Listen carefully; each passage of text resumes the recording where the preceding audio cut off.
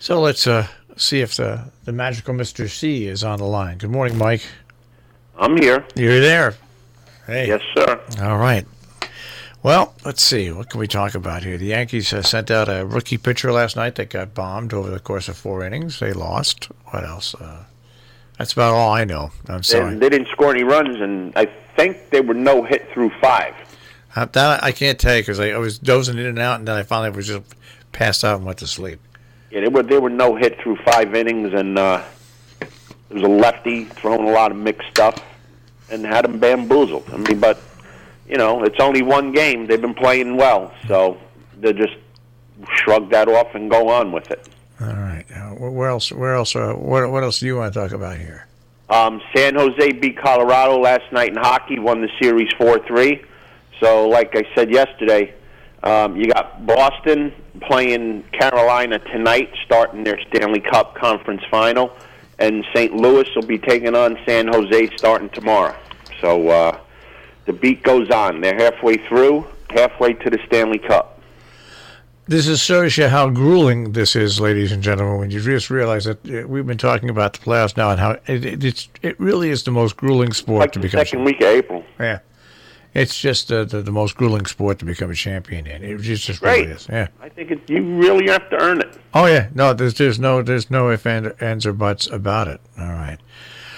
What else? I'm trying to think what else is in sports. Not the really. Bucks beat the Celtics last night by 25, winning that series 4-1. So they're in their conference final. Don't ask me who they're playing. I don't know. And Golden State won last night over Houston by 5. They lead their series 3-2.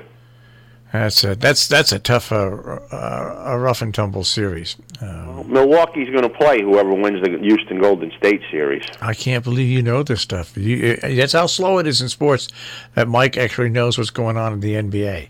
Well, now there's only 4 teams left, so you can kind of pay attention to it. All right. All the others are just sideshow act because these are the 3 teams that you expected to be in the championship, and that's where it's heading. All right. What else? I don't think if there's anything else. I don't think so. Last night, you know what? I don't know who won that game. Let me see. Hold on a second. Who won that game? Boston. Sale finally pitched a good game last night, albeit against the Orioles. 2-1. All right. And they wound up going into extra innings, and Boston beat Baltimore 2-1. So a nice win for the Red Sox. Sale doesn't get the decision, but he pitched well, and that's what the Red Sox need. The Yankees lost yesterday. The Mets lost to San Diego 3-2. The Mets continue not to be able to score runs. And the team that I think people have to wake up and watch, the Minnesota Twins beat Toronto 9-1. So beware of Minnesota this year. I'm standing pat with that. Houston, after losing to Kansas City the night before, destroyed them last night 9-0.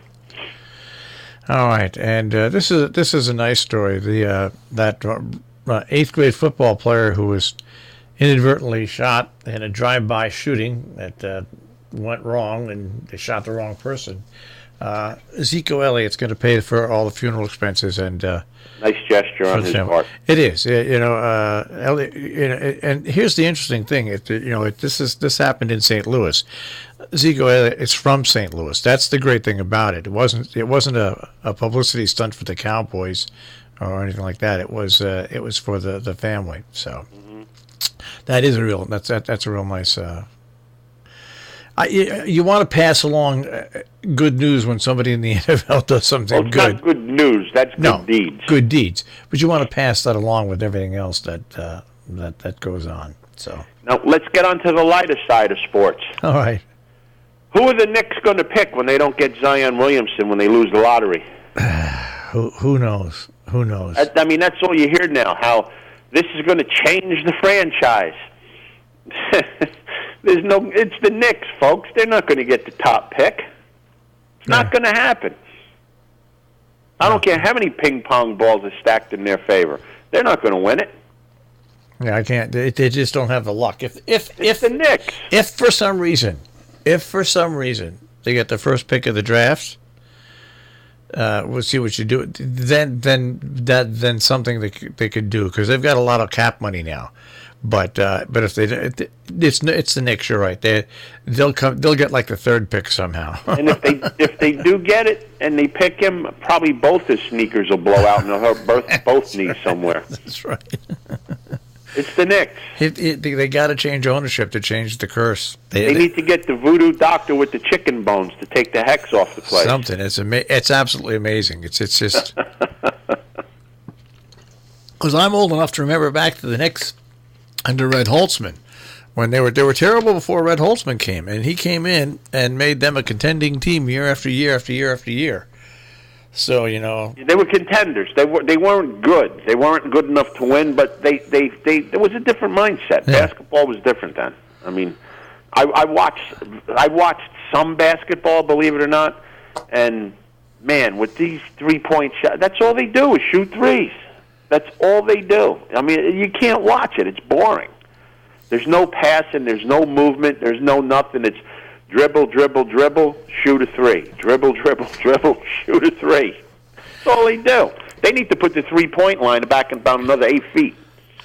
There used to be a pharmacy in Torrington, Connecticut. And it was run by a little guy who was just funny. My mother worked over in Torrington. She ran the card gallery. And he was a big Laker fan. And I was a big Knick fan back then. And when they would play, it would always come on at like 10 o'clock at night. And he lived in a place that couldn't get it. And if I turned the television antenna just right, we got a very snowy picture from New York on Channel 5. He would drive all the way over to my house, and we'd sit and we'd drink beers watching the Knicks play the Lakers, 10 o'clock at night. Yeah, I remember those late games. Yeah. I wasn't old enough to drink beers, but I remember those late games. 10 o'clock. Speaking of 3-point line, can you imagine how many points that Oscar Robertson and Calvin Murphy would have if there was a 3-point line? Oh, it's crazy when you think about it. It's crazy. They talk about how these guys, LeBron James and the other guy that played for the Lakers, Kobe Bryant, how many points they scored. Can you imagine how many points Calvin Murphy and Oscar Robertson would have? Yeah. Well, they'd be light years ahead of these guys. Just think what happened in the college ranks that had been around. Now, forget about college. Just go to the pros. Yeah. Because the pro game is nothing but the 3-point shot. The college game, they still play a little bit of basketball. But if Oscar Robertson and Calvin Murphy played with a 3-point line, they'd probably have another 5,000 points. Yeah, absolutely.